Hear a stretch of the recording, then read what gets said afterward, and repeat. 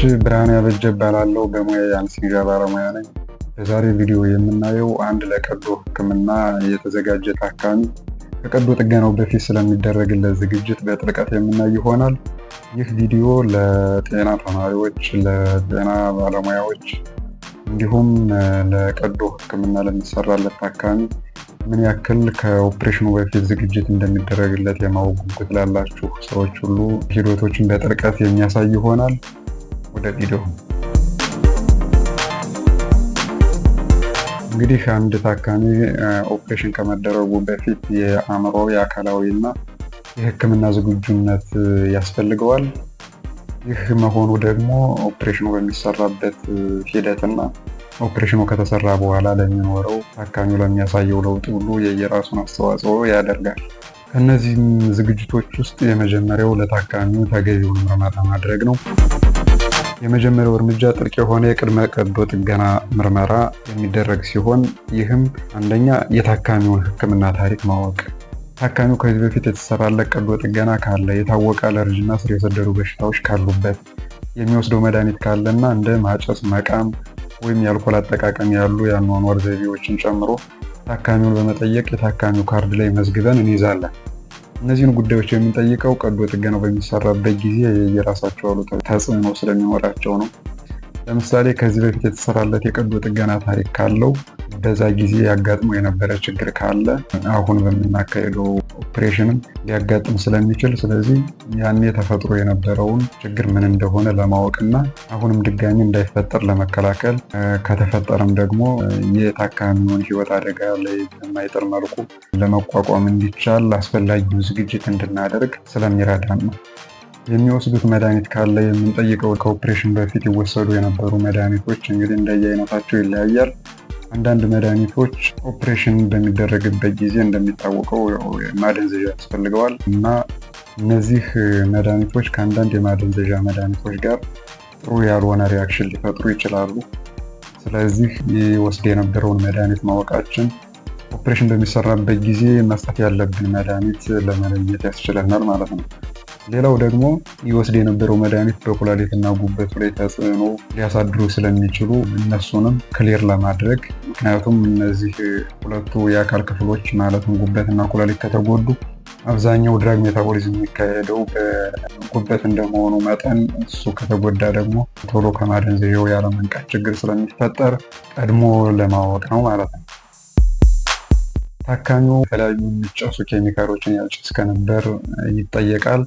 ይህም የሚሆንበት ምክንያት ብዙ ጊዜ የሚያጨሱ ታካሚዎች ኦፕሬሽን በሚሰራበት ጊዜ ከዛ በፊት አነስቴዥያ ይሰጣቸዋል።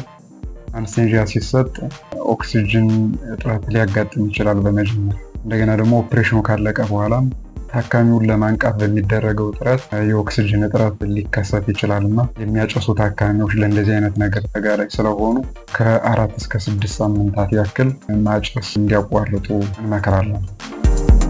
ሌላው የአካል ምርመራ ነው። የአካል ምርመራ ስንል እንግዲህ ከቫይታል ሳይን ይጀምራል። ቫይታል ሳይን እነዚህ ወሳኝ ምልክት የሚባሉት ደም ግፊት መለካት፣ የልብ ምት መቁጠር፣ ሬስፓራቶሪ ሬት ወይም በደቂቃ ምን ያክል እንደሚተነፈሱ እሱን መቁጠር፣ የሰውነት ሙቀትን መለካት እና በደም ውስጥ ያለውን የኦክሲጅን መጠን ወይም ብለድ ኦክሲጅን ሳቹሬሽን፣ እነዚህን ሁሉ እንለካለን ማለት ነው። ከዚህ በተጨማሪ ታካሚው እንዳለበት የበሽታ አይነት የተለያየ አካላዊ ምርመራ ይደረግለታል። ከዚህም በተጨማሪ ታካሚው እንዳለበት የበሽታ አይነት የተለያየ አካላዊ የዳሰሳ ምርመራ ይደረግለታል። ሌላው የሚደረገው ቅድመ ዝግጅት አስፈላጊ የሆኑ የላቦራቶሪ ውጤቶች እና እንዲሁም ምስሎች ወይም ኢሜጂንግ የምንላቸው የተሟሉ መሆን ይገባቸዋል። የደም ምርመራ፣ የኩላሊት እና የጉበት ተግባር ምርመራዎች፣ የደም መርጋት ምርመራ፣ ኢሲጂ፣ የደረት ራጅ፣ ሲቲ ስካን፣ ኤምአርአይ ወይም ሌሎች በእድሜና በተጓዳኝ በሽታዎች ላይ የተመሰረቱ ምርመራዎችን እናደርጋለን። ሌላው አንስቴቲክ ኢቫሉዌሽን ነው። ይህ ሁሉ ከተደረገ በኋላ በጣም ደህንነቱ የተጠበቀ የማደንዘዣ ዘዴን ለማቀድ በማደንዘዣ ባለሙያው ተጨማሪ ምርመራ ይካሄዳል። የአነስቴዥያ ባለሙያው ቀዶ ጥገናው የሚደረግበትን የአካል ክፍልና የቀዶ ጥገናውን አይነት ከቀዶ ጥገና ሐኪሙ ጋር በመነጋገር ይለያል። ከዚህ በፊት ያየናቸውን ምርመራዎችን ያያል። ተጨማሪ የላቦራቶሪ ምርመራ ያስፈልጋል ብሎ ካሰበም በማዘዝ ውጤቶችን ይገመግማል። በዚህም መሰረት አስፈላጊውን የአነስቴዥያ አይነት ይወስናል፣ ያቅዳል። ይህም ማለት የተለያየ አነስቴዥያ አይነት ስላለ አነስቴዥያው ደግሞ ሰርጀሪው እንደሚሰራበት የሰውነት ክፍል እና ደግሞ በተመሳሳይ የሰውነት ክፍል ሆኖም የተለያየ አይነት የሰርጀሪ አካሄድ ስላለ ለዛ የሚመች አነስቴዥያ ፕሮቫይድ ለማድረግ ይጠቅማል ማለት ነው፣ ይህን ማወቅ። ሌላው ደግሞ ተጓዳኝ በሽታዎችን ማከም ነው። ይህ ኦፕሬቲቭ ሜዲካል ኦፕቲማይዜሽን የምንለው ማለት ነው በሕክምናው። በሽተኛው እንደ የደም ግፊት፣ የስኳር በሽታ፣ አስም ወይም የልብ ህመም ያሉ ችግሮች ካሉት ከቀዶ ጥገናው በፊት መስተካከል ይኖርባቸዋል። ይህም የሚወሰዱ መድኃኒቶችን ማስተካከል፣ የደም ስኳር መጠንን መቆጣጠር ወይም የደም ማነስ ካለበት በመድኃኒት ማከም ወይም ደም እንዲለገስ ማድረግ፣ ኤሌክትሮላይት አለመመጣጠንም ካለ እሱ እንዲስተካከል ይደረጋል ማለት ነው። ከዚህ ቀጥሎ የሚደረገው እንግዲህ ይህ ሁሉ ከተደረገ ምርመራ ከተከናወነ በኋላ ታካሚው ኦፕሬሽን ለመደረግ ፈቃደኛ መሆኑን የምናረጋግጥበት ኮንሰንት ፎርም አለ። እሱ ላይ ታካሚው እንዲፈርም ይጠየቃል። ከቀዶ ጥገናው በፊት የቀዶ ጥገና ሐኪሙና የአነስቴዥያ ባለሙያው በመረጃ ላይ የተመሰረተ ስምምነት ከታካሚው ማግኘት አለባቸው። ይህ ማለት በሽተኛው ስለ ቀዶ ጥገናው ምንነት፣ ሊኖሩ ስለሚችሉ ችግሮች እና በቀዶ ጥገናው ወቅት ሊፈጠሩ ስለሚችሉ ውስብስብ ጉዳዮች እንዲሁም አማራጮች ካሉ አማራጮቹንና የሚጠበቁ ውጤቶችን በማስረዳት ፈቃደኝነቱን መቀበል አለባቸው ማለት ነው።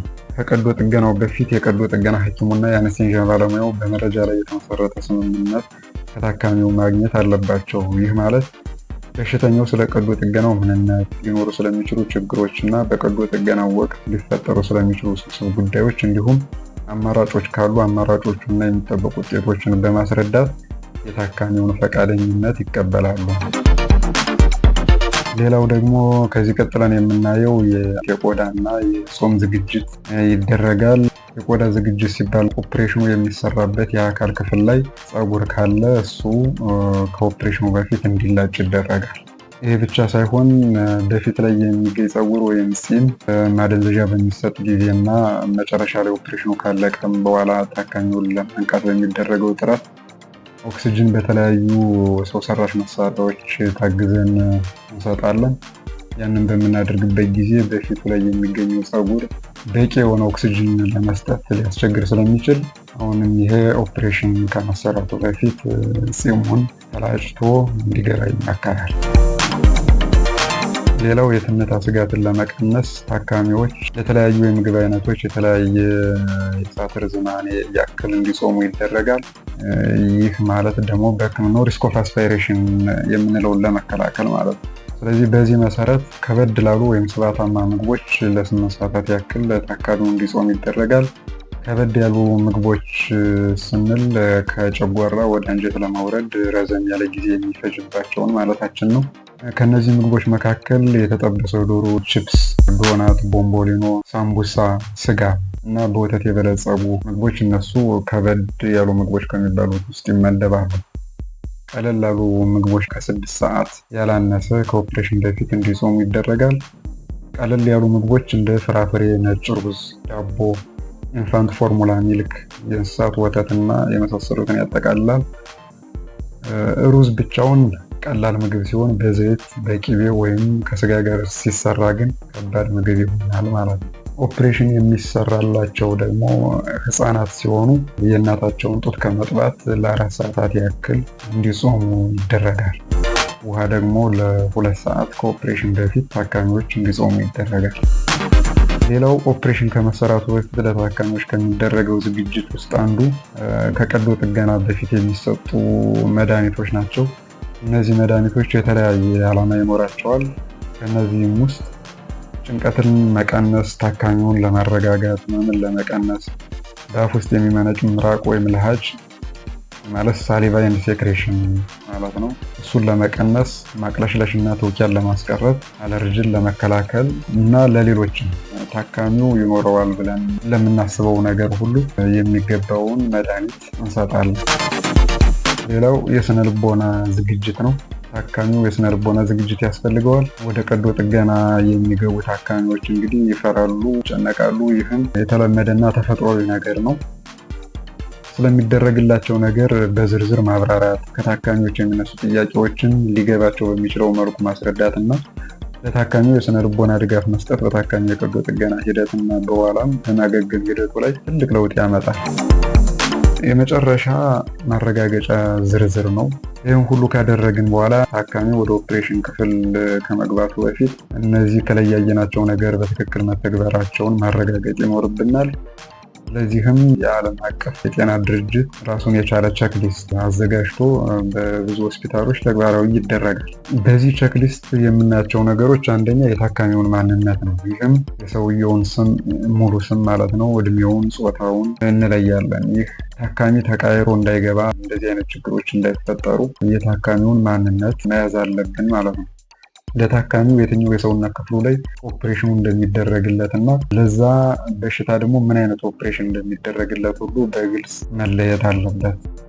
ሌላው የፍቃድ ቅጽ፣ ታካሚ ወደ ኦፕሬሽን ሲገባ በቂ ግንዛቤ ኖሮ ስለ ኦፕሬሽኑ፣ በዚህ መሰረት ደግሞ ፈቃደኝነቱን የሚገልጽበት ፊርማ መኖሩን ከካርዱ ላይ ማረጋገጥ አለበት።